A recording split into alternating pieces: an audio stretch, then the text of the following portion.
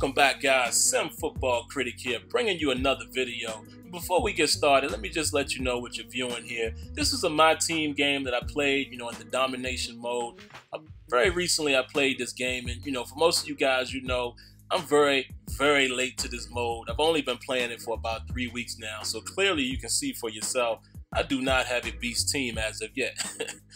I don't even have the 76ers jerseys. I think I actually have the home jersey, but not the away jersey or what have you. But anyway, man, just to go ahead and get on to the topic, a lot of people have been asking my thoughts on the subject, as well as, how I feel this will impact the basketball community, particularly the sim community. So we'll go ahead and get started here with the topic. For a lot of you guys, you may or may not know, Scott O'Gallagher is no longer with NBA Live and EA Sports, but he is now with 2K Sports, and he is working on the NBA 2K franchise. Now, to me, this is a huge win for the sim community, and I will explain that in just a moment. But basically, I'm just going to give you my thoughts here, what I think it means, and, the things I'm looking forward to. So basically, speaking with Scott, and I'm not going to go into detail as far as, everything that was discussed, because that's between me and him. Scott and I actually have a relationship. I definitely appreciate that. So, this is some news that I actually knew when the rumor broke. But of course, like I said, I'm going to honor him, and I'm going to honor and respect the situation. So I didn't say anything until the news broke. So, of course, now we can talk about it. But I think this is huge. I think this is very huge. This is big news on so many accounts. First, we're going to start off with NBA Live. To me, this is very concerning in regards to NBA Live. And I'm going to explain to you what I mean by that. This is very, very concerning. First, let's look at the obvious. There's another dev that a lot of us in the community definitely appreciated, who's now left the NBA Live team. Now, I don't know if you guys remember, but everyone, we can all agree that we think that Mike Wang definitely, brings great things to his basketball games, and we praised him for being with 2K. But do you guys remember when he left 2K and went to NBA Live? And if I'm not mistaken, NBA Live 10 was the game that he primarily worked on, and most people said that that was the game that seemed like they were getting it together. Then all of a sudden, the next year, guess what?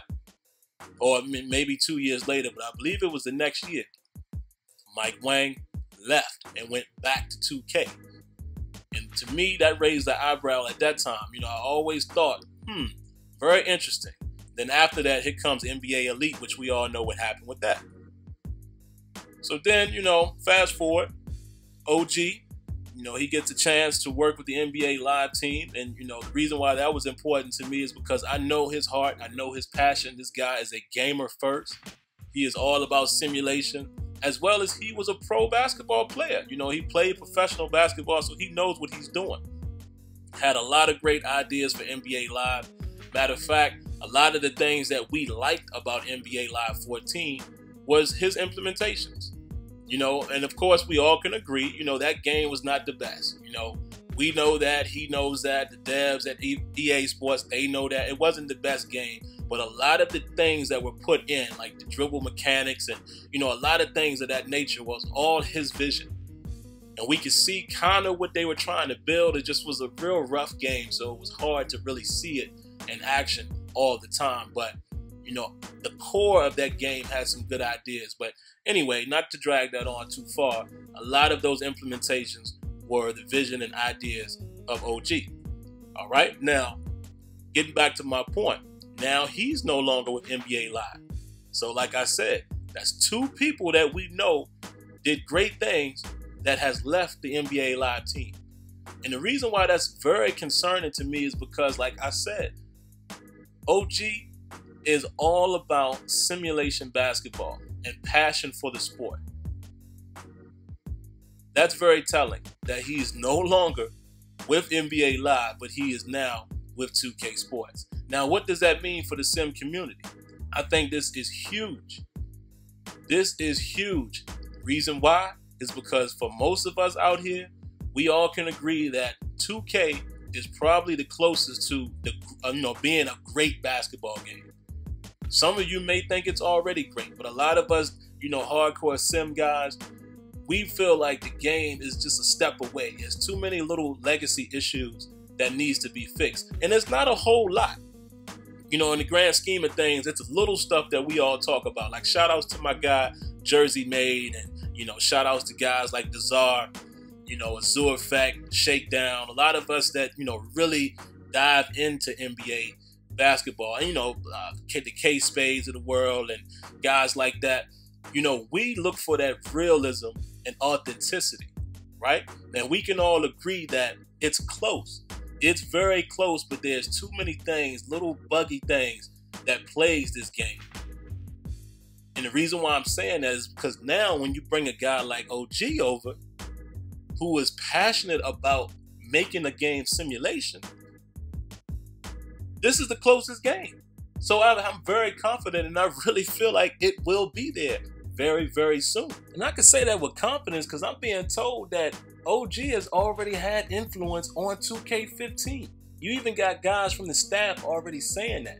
And what's also interesting is Mike Wang and OG already have a relationship. You know, Mike Wang tried to get him in years ago, I believe back in 2010, to do mocap. So they already have a relationship. So the working relationship is going to be great. You know, they both are passionate about the game. And I'm telling you, man, OG is a simulation guy first. You know, a lot of you guys may not remember, but we connected years ago when he was still overseas running his website. You know, when he had OG Sports, he was putting my videos on his channel. Well, not his channel, but his website back then. So we connected through a simulation, you know, the simulation love and the love for simulation sports. That's how we connected as gamers. And nothing is better than that. When you have a gamer first that becomes a developer and he played the sport, you can't ask for better than that. And it's a lot of moves that 2K have made that have gone under the radar. You know, you look at guys like Leftos, who's huge in the community for doing 2K mods. He's on the development team. As well as guys like B. Edward Roy. Again, another community guy who's known for roster. He's now on the development team. That's very telling. And it's interesting to hear me say that because I've been one of the biggest critics of 2K basketball. You hear me say a lot, it's so great and so bad at the same time. But all they need to do is fix some of the legacy issues and the game could be great. So seeing that they're making these types of moves, it makes me look at them a lot closer. Interested in seeing what they're going to do. So I just can't wait to see what's going to happen, man. And, you know, the last thing that I would leave you with, it could get very ugly for EA Sports as far as NBA Live.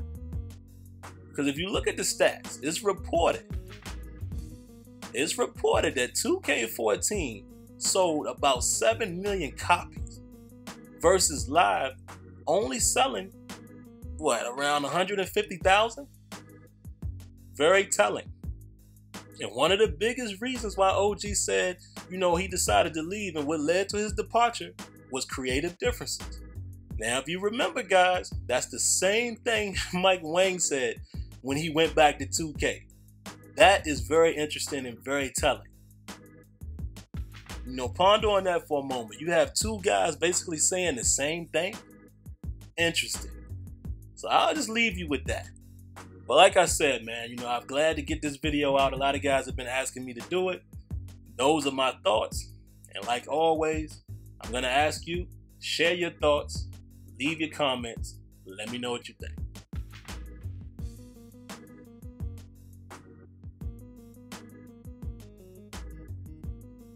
Don't forget, guys, every Thursday night, 8 p.m. Eastern, Sim Standard Radio.